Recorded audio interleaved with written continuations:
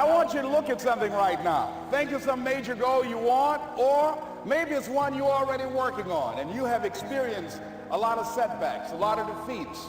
You've experienced a lot of disappointment. Maybe you've already given up.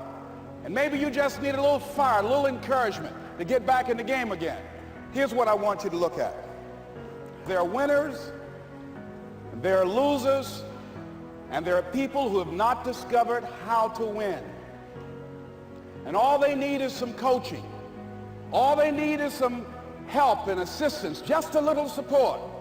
All they need is some insight or a different strategy, a plan of action to make some adjustments that will open up the key to a whole new future for them, that will give them access to the unlimited power that they have within themselves. That's all that they need. So what I want you to do is think about something you want for you, that's real for you, that's important for you, that will give your life some special meaning and power. And I don't even want you to say, I can do that. I don't want you to assume that. See, 5 years ago when I started out in this area, I would not have been able to make the mental leap that I would be up to where I am right now. I don't want you to begin to just psych yourself out. No. I want you to be able to say something to yourself that will enable you to maintain a level of integrity with yourself. That when you say this, even when you face tremendous setbacks, it will be a benchmark to keep you in the game, to keep you moving forward and experimenting and readjusting your strategy and your plan of action, continuously looking for ways to win. So what is that something? When you got an idea you want to move on, you might not have the money, you might not have the education, you might not have the support or the resources you need. What is that something that can keep us going, that will enable us to act on our dream? What's one of those keys that will begin to help us to discover the secrets to our dream? Here's what I want you to repeat after me, please, with power and conviction. Say, it's possible. That's all I want you to do when you look at your dream. Just say to yourself every day, it's possible. Just say that every day to yourself, it's possible. Because what does that do? See, it begins to change your belief system. See, the way in which we operate, ladies and gentlemen, it's a manifestation of what we believe, what's possible for us. Whatever you've done up to this point, all that it really is a duplication, it's a reproduction of what you believe subconsciously that you deserve and what's possible for your life. Most people operate out of their personal history, out of their memory, things they've done, things they've experienced, things they've seen, things that they have observed. What I'm suggesting that you operate out of a larger vision of yourself. I want you to see yourself doing what you want to do, experiencing what you want to experience, having what you want to have, doing what it is that gives your life some meaning and value. Operate out of your imagination, not your memory. Because whenever you look at where you want to go, I'm wanting to warn you, you will have some conversation back here after you go through the data that you've experienced in life saying you can't do it. And so what you want to begin to do is ignore that inner conversation. Well, most people, ladies and gentlemen, when something happens to them, what they do is they begin to believe that that's the way it is. That's the way it's always been. And they can't see the possibility of it being any different. Example, before April 1954, the common belief, the universal belief, because it had been tried again and again and again and people had failed, the belief was that man was not physically capable of breaking the 4-minute barrier, that he could not run a mile in less than 4 minutes. That was the belief on the planet. It had never been done. But here's what happened, ladies and gentlemen. Roger Bannister came along, and he broke the 4-minute barrier. Now here's what's significant about that. Since that time, up to this day, over 20,000 people have done it, including high school kids. What changed? 20,000 people, what changed? Here's what happened when they got on the track. They knew it had been done. And because they knew it had been done, there was a new belief about this barrier, about this goal that was unreachable. And those 20,000 people got in a race believing, knowing in their heart that someone had done it, that it's possible that they could do it. And I'm saying that if you know anybody that had some goal, some dream, something they wanted to do, and they did it, then I'm saying that you know in your heart that if someone has done it, then you can do it. It's possible. And that if someone can make their dream become a reality, that it's possible that you can make your dream become reality. And so as you begin to look at where you want to go, beginning to embrace that, it's possible. I'm blessed and highly favored. I've got a lot going for me. I got some good stuff in me. And it's possible that I can bring my greatness out here in the universe. That I can do what I want to do. It's possible I can write my own book. I can have my own business. I can take the trip and travel around the world. It's possible. I can bounce back from adversity and reinvent my life. It's possible. Regardless of where I am, the things can get better for me. It's possible. And I'm thinking about two men right here in Chicago who were fairly successful, similar background, educated. They worked for a corporation for many years, and they were among many people that were laid off. Two guys who were very good friends. One went out looking for a job for several weeks along with the other one, and they faced disappointment and rejection again and again and again. They couldn't find any work, which is the story of many people across this country. One guy stopped. He became discouraged. He stopped going. He stayed home looking at television, became very argumentative and toxic with his wife, drinking beer, getting on the phone, talking to his other negative, unemployed friends. And he just gave up. The other guy kept looking for a job everywhere he could go. Every time he could get an opportunity, kept asking people, networking, checking the newspapers every day. Kept going everywhere he could, trying to find a job. You have too much education. You're overqualified. You won't be here long enough. He kept going. He kept going. He went to a place and said, look here, I tell you what, if you can't hire me, and I know you can use my talents, abilities, and skills, I don't want to sit home and do nothing. Just let me do some volunteer work. You don't have to give me anything, all right? I just want to work. I want to be busy. Guy said, okay, it's on you now, but don't expect me to give you anything. It's okay. This guy came in and worked. He was the first one there. The last one to leave was the best employee there. About 4 weeks later, one of the top managers quit. They were looking for a replacement. Guess who they selected? This other guy. This guy who was volunteering his time. He got the job. What was the difference between the two men? Eyesight and mindsight. Eyesight is judging on what you see, judging according to appearances. But mindsight is how you interpret what you see. One guy said, it's not possible, it's over, I'm finished. I can't do it. I can't make it. He surrendered. I've faced rejection again and again. I'm not going anymore. There are no jobs out there. But this other guy, he felt that in spite of the no's and rejections, in spite of how bad the economy is, in spite of what the newspapers are saying, that it's possible that somebody somewhere will give me a job. He just kept going, thinking it was possible. And guess what, ladies and gentlemen? That's what we have to do with our dreams. Because things happen to you in life that you can never, ever anticipate. And many times when those things happen, you want to give up. I remember when I was in broadcasting, when I was a disc jockey, I became very controversial, not only being a disc jockey, but I felt that radio was something that you not only entertain people with, but you also empower them, you educate them. And I got fired. I didn't just leave, they fired me. That was a shock. I said, wait a minute. They took my microphone. I thought that was who I was.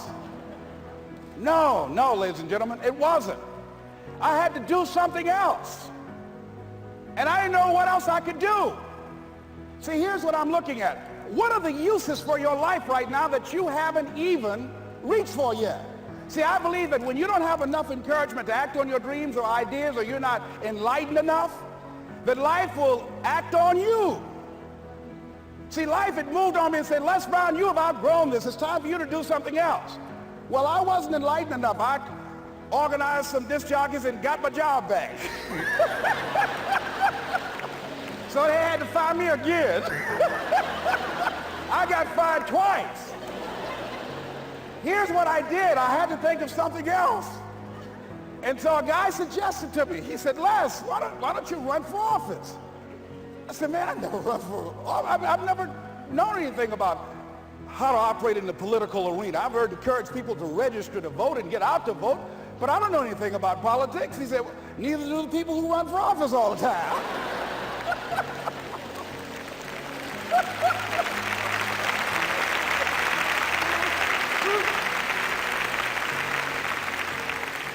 So I ran. Now here's what I'm suggesting. I ran. You got to do what you can where you are with what you have.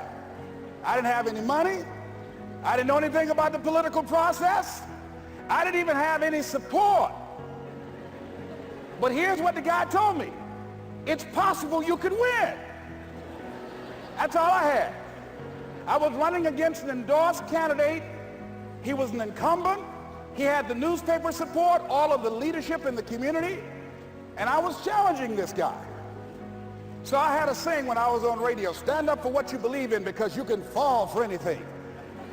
And I would go door to door. I have my kids on one side of the street. I would be on the other, and I'd knock on doors. Hello, my name is Les Brown. Tell everybody I'm still standing.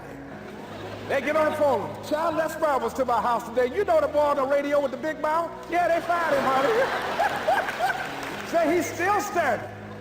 See, I'm saying just keep moving. Don't start feeling sorry for yourself. Don't spend time blaming and talking about what happened to you. See, whatever you talk about, that's what you multiply and expand in your life experience. So don't talk about stuff unless you want it to keep on happening to you, all right?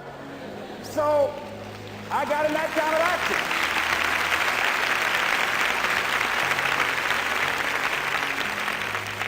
As I continue to do that, had my children with me, we're going door to door, didn't have enough money. Eventually, we got close to the election and something happened that really surprised me. Guys who I thought were going to either support me or stay out of it, various powerful community leaders, they became involved in it and they endorsed my opponent. I felt devastated. Now that's going to happen to you when you're working on your dream. Things are going to happen that's going to catch you on the blind side. That was shocking to me. They didn't have to do that. All they had to do was just stay out of it. But here they go, come up in there messing with me. Now that's going to happen. There's some people who believe it's their personal business to stop you from living your dream, all right?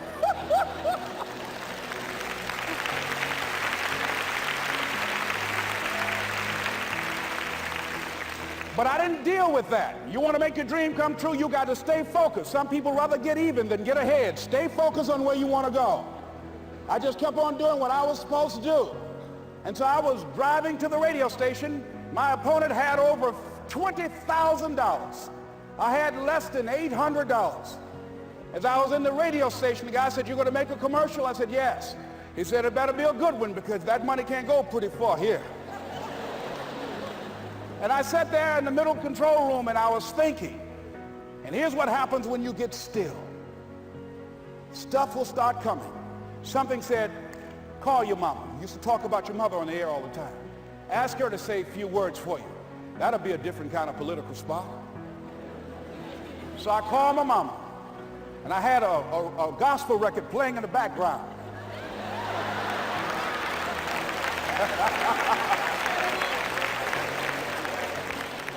And then I had my mother say, "Hello, this is Mrs. Mamie Brown.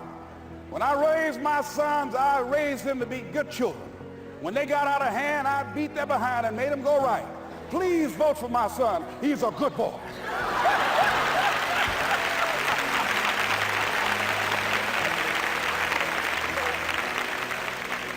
Usually in the state representative race, maybe 3,000 or 4,000 people will come out to vote in a primary. In that primary race, over 27,000 people came out and voted and said, "I'm voting for Les Brown because his mama said he's a good boy." I won, ladies and gentlemen. I won.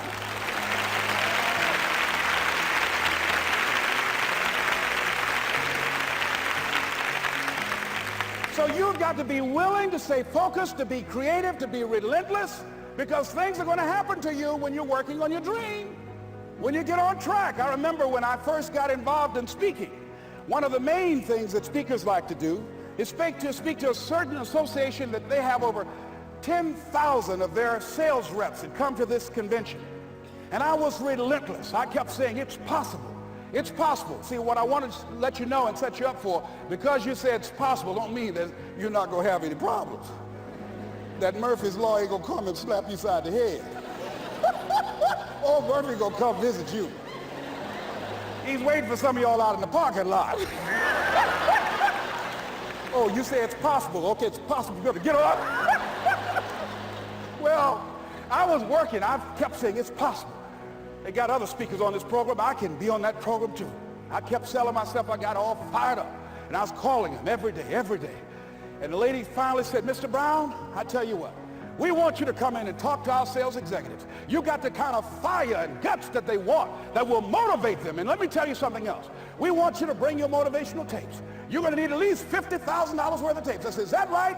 Yes, because they want to keep that drive alive. I said, all right. I called the guy to duplicate my tapes. I said, Don, how you doing? This is Les. Let me tell you, I got a major speaking engagement. I said, man, it's a speaker's dream. I need over $50,000 worth of product. He said, Les, you don't have that kind of credit. I said, I know, but Don, I can sell that. Just right after speaking engagement, I'll give you your money in 4 days. He said, are you sure, Les? I said, yes, man, I got a major speaking engagement, and they told me to do it. He said, man, that's a big order. Let me talk with the lady with you. I said, hold on just a minute, man. Call the lady back. Hello, Evelyn, how you doing? This is Les Brown. I got Don on the phone. What did you say? Do I have the speaking engagement? Yes, you do. And what else you suggest? Les, our people, they buy a lot of tapes. Your tapes are very popular among them. I'm saying bring at least $50,000 worth of tapes, Les. You'll sell everything you got and more. I said, did you hear that, Don? He said, yes. I said, now, if anybody else has to make a decision, are you the final person? She said, I'm the final person. I will send you the contract. I want you. I said, you hear that, Don? He said, yes. I said, oh, ye of little faith. I said, duplicate the tapes, man. Hung the phone up. Well, he duplicated the tapes. 1 week came by. I'm checking the mail every day. No contract. I said, come on, Murphy, don't start nothing, man. Come on. Come on, man, give me a break. Come on, you know, this ain't fair. Come on, man. Give your boy a break. Come on. I talked to myself, you know. I didn't want to call him right now. 2 weeks passed by. Murphy said, don't you think you ought to call him? I said, okay. I called. I said, hello, this is Les Brown calling. How you doing, Les? I said, fine. I said, Evelyn hasn't sent my contract out yet. Any additional information you need? So, Les, you haven't heard? I said, no. I said, Evelyn died. I said, she died? I said, did she say anything about me?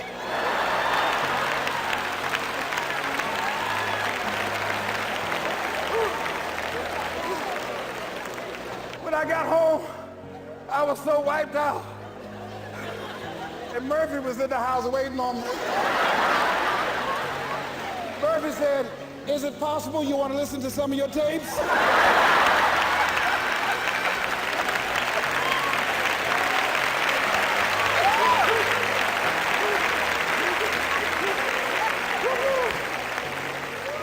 But ladies and gentlemen, here's what I had to do. I had to begin to focus on what was the solution. That this was not the only place that I'll be able to sell those products. And as I began to challenge myself and got some help and support and some other input, I eventually did. It took longer, but it was challenging. But I did it. Repeat after me, please. No matter how bad it is, or how bad it gets, I'm going to make it. I'm going to make it. Shake somebody's hand on your right and left and say, you got that right.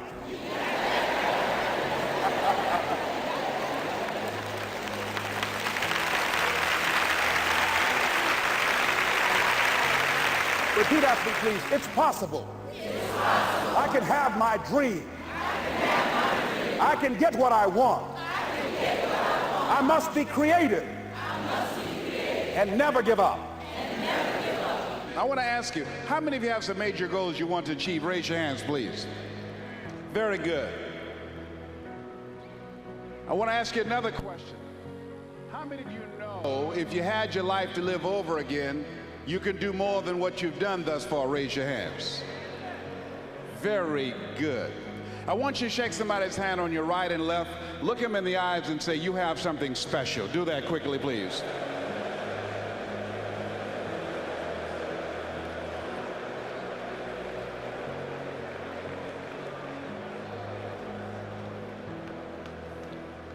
I said that not to be kind to you, not to be courteous.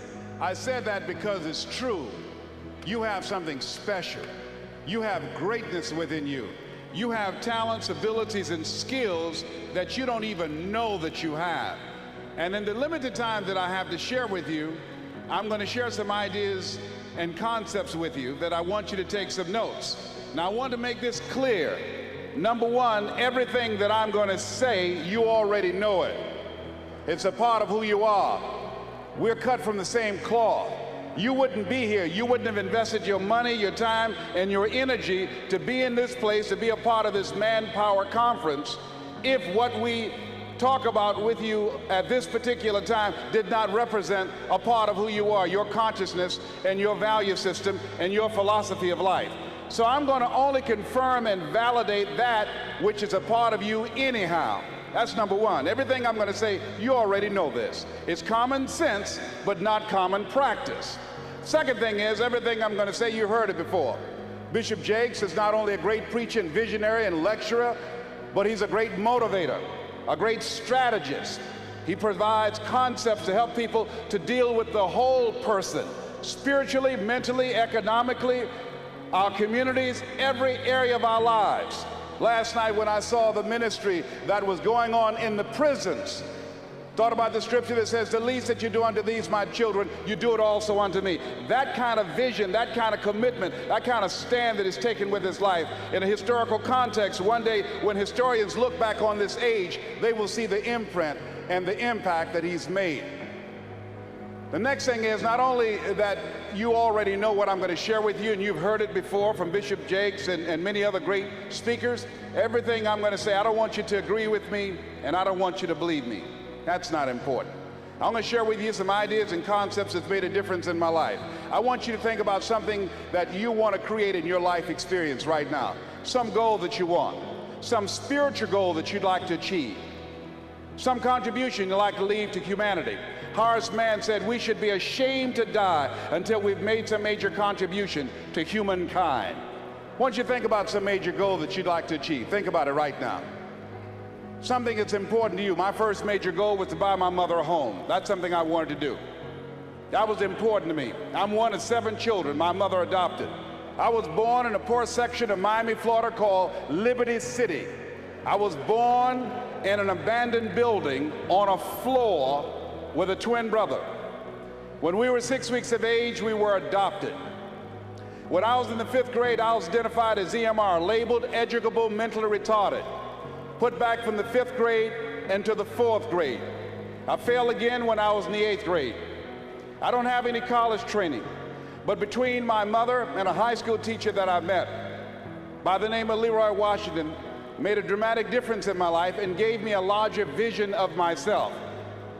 And so therefore my first major goal was to take care of my mama.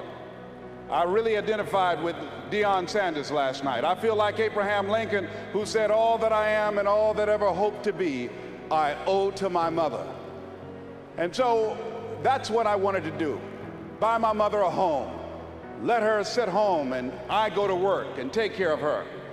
That was important to me. And I achieved that goal.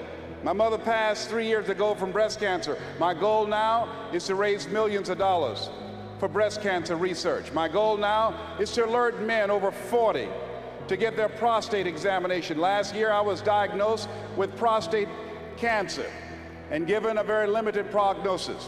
One of the things I strongly believe when we gave you a handout indicating that, Doctors should never tell a person that they are terminally ill. What they should say, my knowledge and my ability has terminated. Now you need to go someplace else and get some help.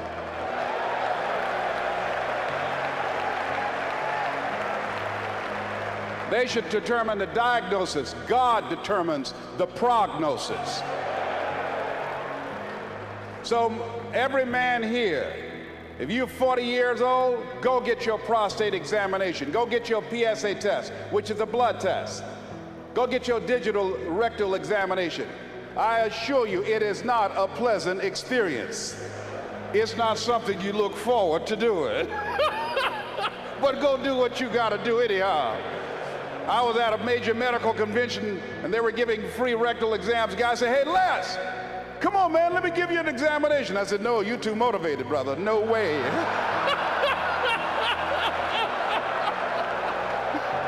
No, you can't come up in here. No. How do you get motivated to do that? You know what I'm talking about? No. 58% of men don't go get the test till they're showing the symptoms. It is the #1 killer of men. It's serious.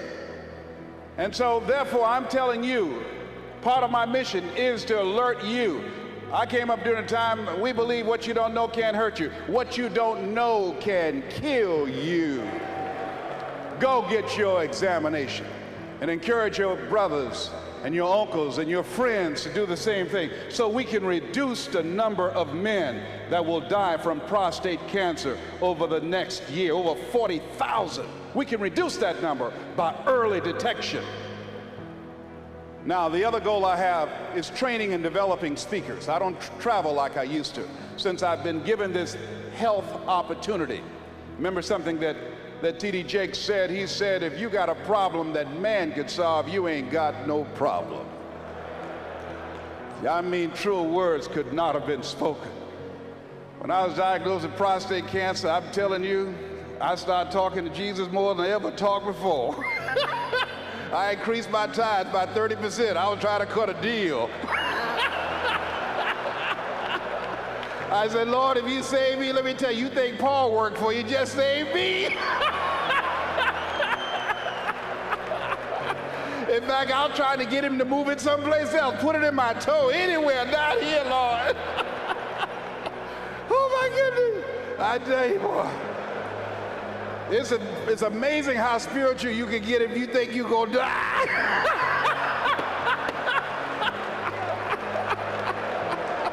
Oh, my Lord. Yes, sir. I'm telling you the truth. I used to pray so hard I got shaved. I went through so much in 1997. It was unbelievable. Went through that and then also filed for divorce from someone that I loved very much. I thought we were the perfect couple, and I thought we would be together for the rest of our lives. And so I learned a thing or two about life and the challenges of life. One of the things I strongly believe that in life you either in a problem or just left one or headed toward one.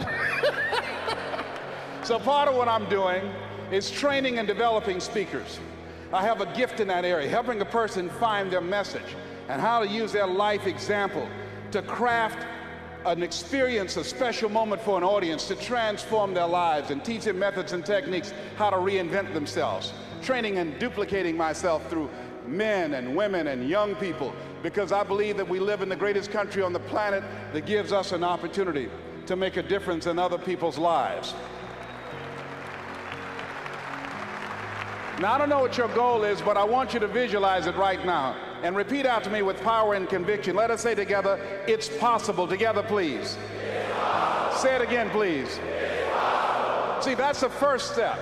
I want you to think about this goal that you want. I want you to envision it and see it in your mind's eye. And every day, say to yourself that it's possible. See, most people are not accumulating wealth. Most people are living in poverty. Most people are living far below their potential, not because they don't have the capacity, not because they have not been given authority and dominion over everything on the face of the earth, but most people are living like they're living because of the fact that they don't believe they can have any more than what they now have. In the book called Miseducation of the Negro, Dr. Carter G. Woodson said, if you can determine what a man shall think, you'll never have to concern yourself with what he will do. If you can make a man feel inferior, you never have to compel him to seek an inferior status, for he will seek it himself. And if you can make a man feel justly an outcast, you never have to order him to go to the back door. He'll go without being told. And if there's no door, his very nature will demand one. That's why Scripture reminds us, be ye not conformed to this world, but be ye transformed by the renewing of your mind. So every day you have to sell yourself and get out of your mind those old thoughts, that old belief system. Every day you've got to sell yourself on that it's possible. That you got to put a new mind in you. You got to get out of your mind. You got to begin to restructure your thinking. Every day you've got to begin to recondition your mind. See, many of us go through life making choices, thinking it's our choices, and it's not. What do you mean by that? I'm reminded of the great anthropologist Margaret Mead. She was in a restaurant in Europe, and a waiter saw her and said, "Oh, how are you? I'm so glad to see you." He said, "There are several other Americans here tonight." And she said, "Is that right?" He said, "Yes." She said, "When you serve them dessert, let me know and I'll tell you exactly how many are here." He said, "That's not possible." She said, "Let me know after you serve dessert." When he served dessert, he came back and he told her. She got up, she walked around, and she looked and she observed, and she said, "You have exactly 65 Americans here."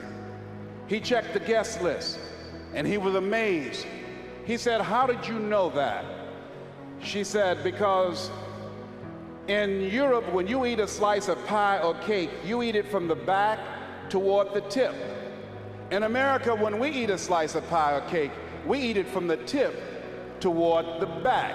How many of you, when you eat a slice of pie or cake, you eat it from the tip toward the back? Raise your hands, please.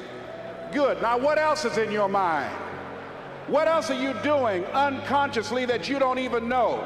I'm going to say something and I want you to answer it after it. I want you to end it for me. Winston tastes good like what? How many of you don't even smoke Winston but know it? Raise your hands, please. Now, that commercial been off the air for 30 years. 30 years. See, let me share something with you. The easiest thing I've ever done was to earn $1 million. The most difficult thing I've ever done was to believe it could happen to me. That was the most difficult part, to believe that given my circumstances, if my birth parents came down this aisle right now, I would not know either one if my daddy came up here or my mother came up here. Given the fact that I was born in an abandoned building on a floor, being labeled educable, mentally retarded, not having any college training, I used to feel all my life that people who had college degrees were more intelligent than me. I remember going to see the late Dr. Norman Vincent Peale, the author of the book, The Power of Positive Thinking. And I used to look at him up on stage and I said, I could do that. I would love to talk to people. I love to talk to people. And I said, I could do that. But then when I started going back to my car, my mental conditioning activated itself. And it said, Les Brown, you can't do that. You don't have a college education. Les Brown, you can't do that. You don't have the training. You've never worked for a major corporation. You can't do that. What makes you think you can earn $5, $10, $15, $20,000 in an hour? You don't earn that now working for 2 or 3 months. What makes you think that you can speak for AT&T, Procter & Gamble, McDonald's Corporation, General Electric? These are clients I have now.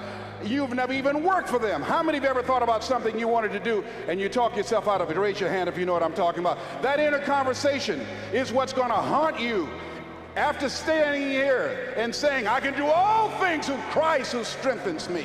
After saying that again and again, we are more than conquerors. That inner conversation will cause you, when you leave here, to go back leading a life of mediocrity, leading a life of unproductivity, leading a life of poverty.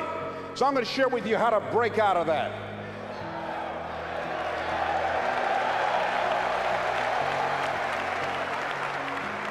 I want to share with you how to reach your goals. I think the Bible is the greatest motivational book ever been written.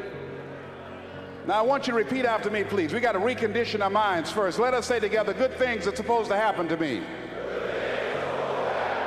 Yeah, write that down. I want you to say that to yourself every day. See, we live in a world where we believe that bad things are supposed to happen to us. I remember at a point in my life, Bishop, when things are going good for me, and I said, this is too good to be true. Something is bound to happen. Guess what? It did. Thou shalt decree a thing that shall be established unto you, and shall accomplish that whereunto it has been sent. Watch your words. Watch what you say about yourself, about your affairs. Be conscious of that on a daily basis. Why? Because your words are powerful. In the beginning was the Word. Life and death is in the tongue. Watch what you say. Never say I'm broke. Say I'm overcoming a cash flow problem.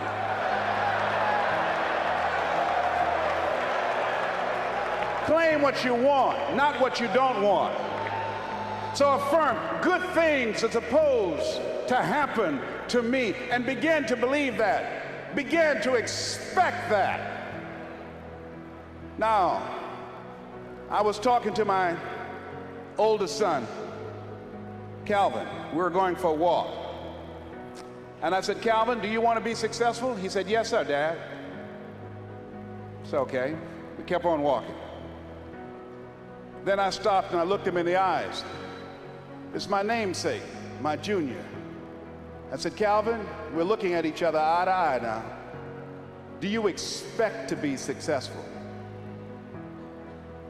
Given the fact that you are a single parent of 2 kids, given the fact that you decided not to go to college to further your education, given the fact that you are very talented, but you're behind on your dreams and your bills, do you expect, based upon your performance, based upon what you produce at this point in time in your life, do you expect to be successful? And Calvin got quiet. Because see, if you ask most people at the Manpower Conference, do you want to be successful? Do you want to live a life of productivity? Do you want to live a life of contribution? Do you want to be a better father? Do you want to have your own business? Are there dreams you want? Everybody will say yes. But see, want shows up in conversation.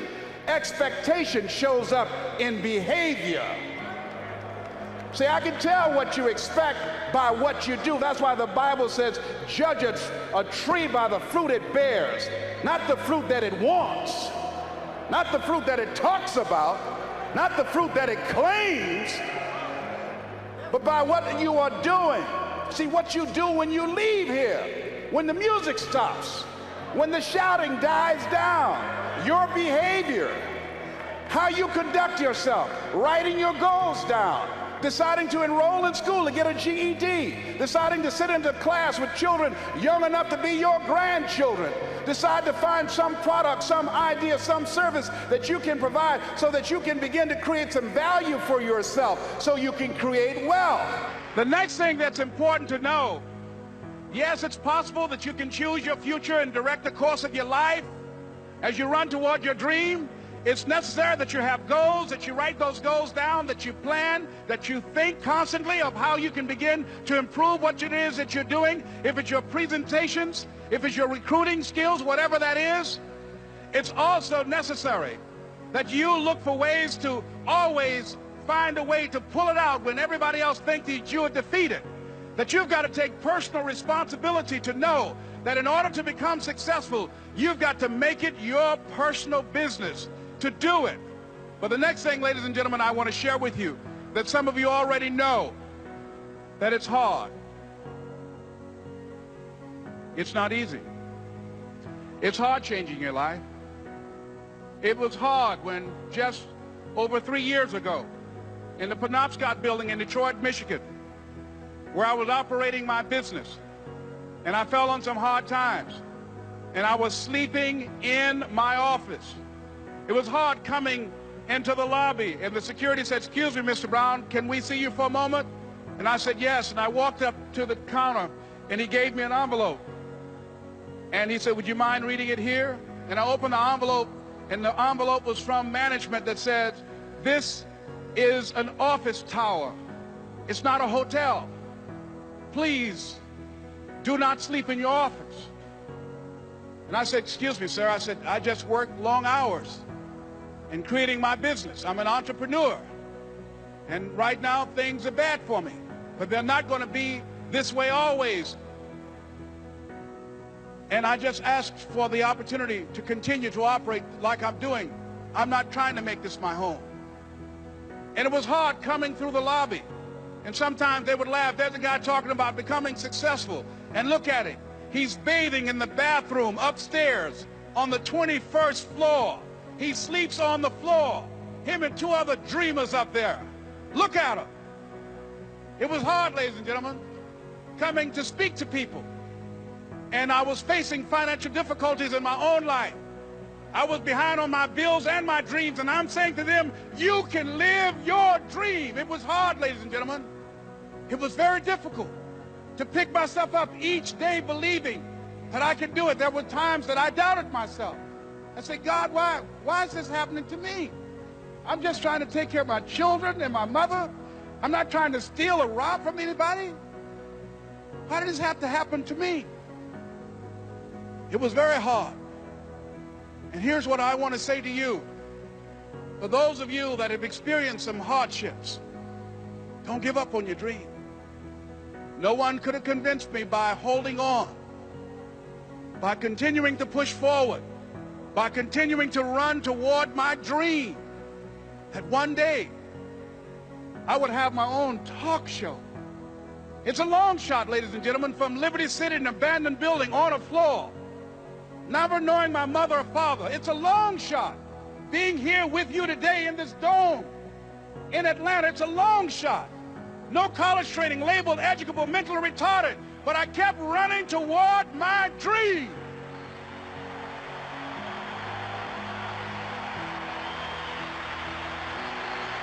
Don't stop.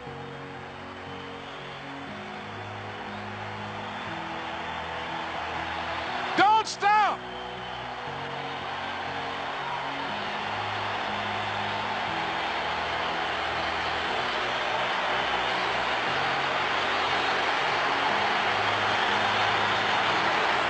Don't stop running toward your dream.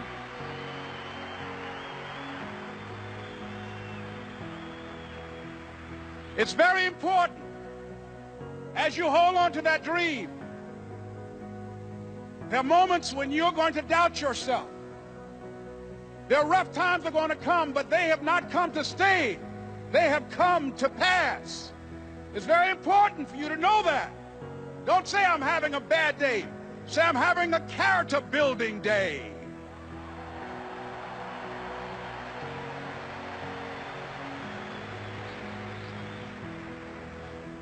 It's very important for you to believe that you are the one to make this happen. I remember this high school teacher, Mr. Leroy Washington, at the end of school one June, it was just a few days before we were supposed to leave, and I just got my report card, and it indicated that I'd failed history, and I'd failed English, and I would have to go to summer school. And I was feeling within myself that I was a failure, that I'm slower than most people in getting paperwork, and I was feeling down on myself and very negative. And Mr. Washington was giving a speech to the graduating seniors, and I was in 11th grade.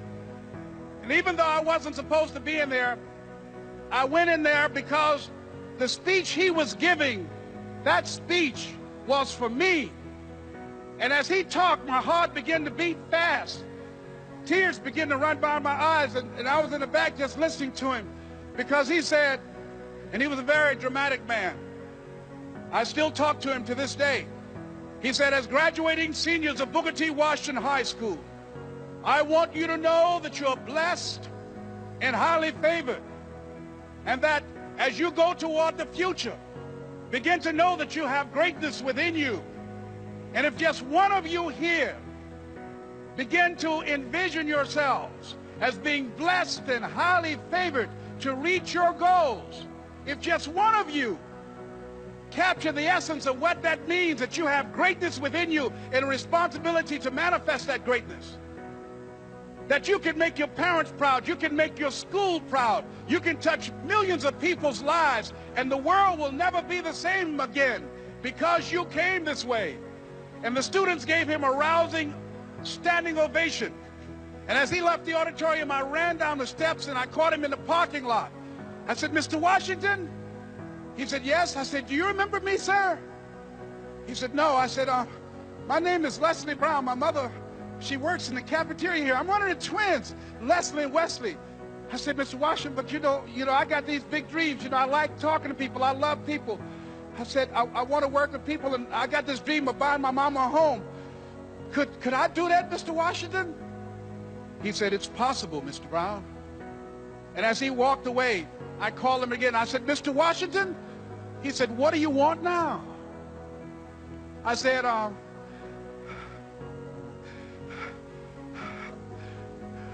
I'm the one, sir. I said, I'm the one. You remember me, sir. I'm Miss Mamie Brown's boy. I'm the one. I'm the one.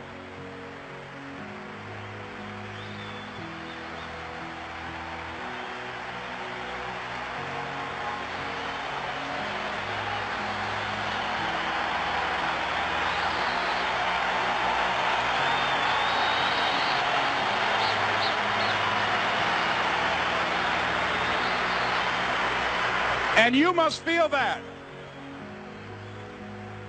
that's why you're here, because you are the one. And I remember when PBS first played one of my specials called You Deserve, one Sunday afternoon in Miami, Florida. I had some friends call him to tell him to tune in. And he watched the program. He called me in Detroit, and I answered the phone. I said, hello. He said, may I speak to Les Brown, please? I said, who's calling? He said, you know who this is. I said, oh, Mr. Washington, it's you. He said, you were the one, weren't you? I said, yes, sir. He said, and you were so crazy. I said, I know, but I'm rich now.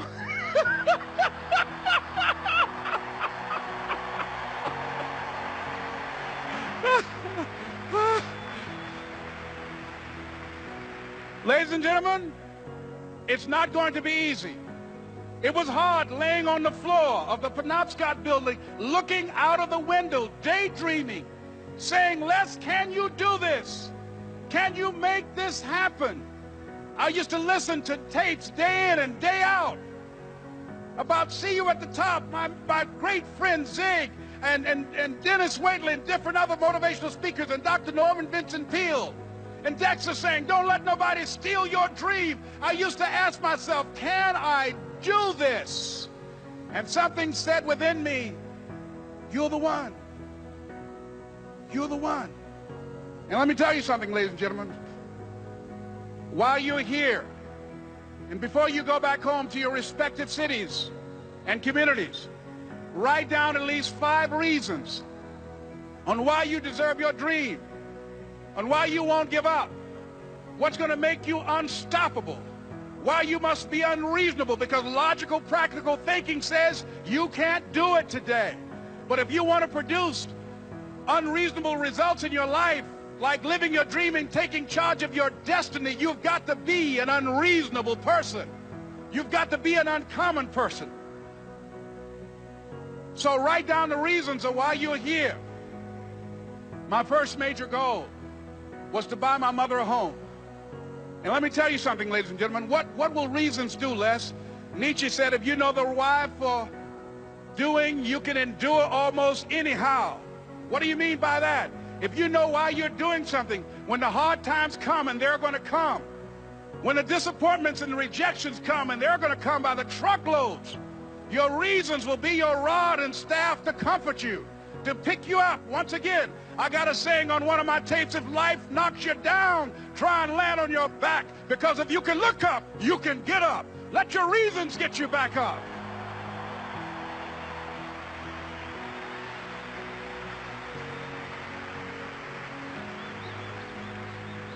I remember when I bought the home for my mother, and she came out of the car. When I opened the door, I said, Mom, I think I know these people in this house.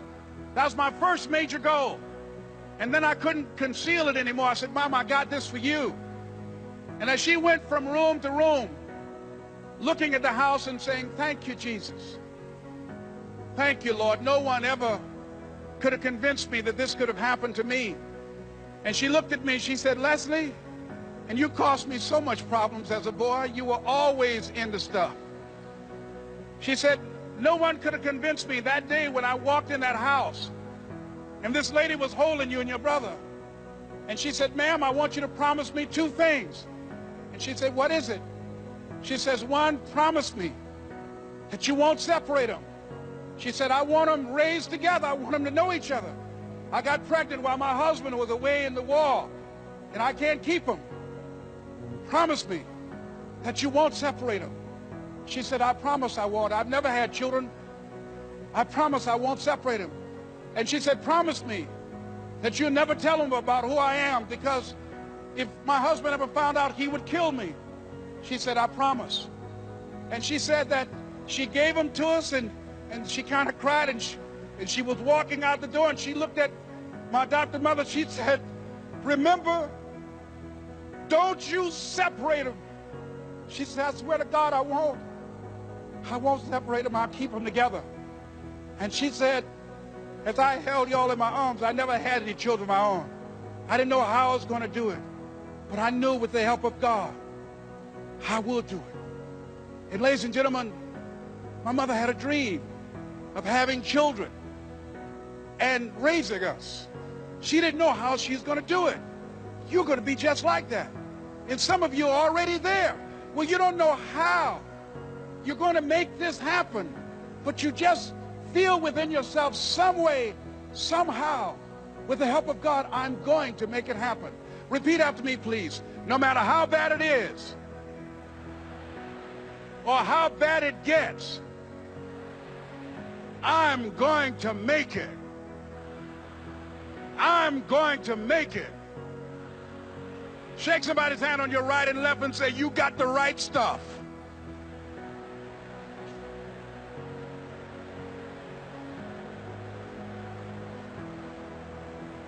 So yes, it's possible for you to live your dream. It's necessary that you associate with winners, that you work your system, that you are relentless, that you never give up. It's you. You've got to take personal responsibility. You've got to make it your personal business to make it happen. And you've got to resolve within yourself that I can do this, that it's hard, but you've got to say, I'm the one. I'm the one to make this happen. I'm the one to become successful in this business. As you work to help other people to become successful, that feeds your success. But you know it's going to be hard, but find out what will make it worth it for you.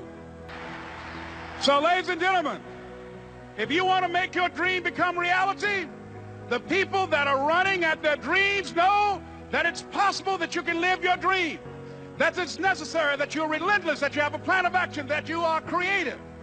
The people that are living their dream are finding winners to attach themselves to. The people that are living their dreams are the people that know that if it's going to happen, it's up to them. And they're resolving within themselves, it's not over until I win.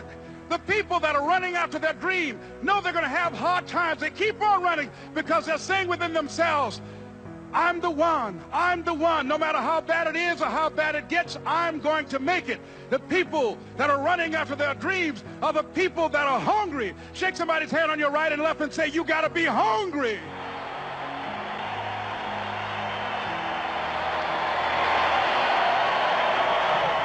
And as you run toward your dream, I want to dedicate this to you that I love very much. I want to thank Dexter and all of you. It's something that I'm known by.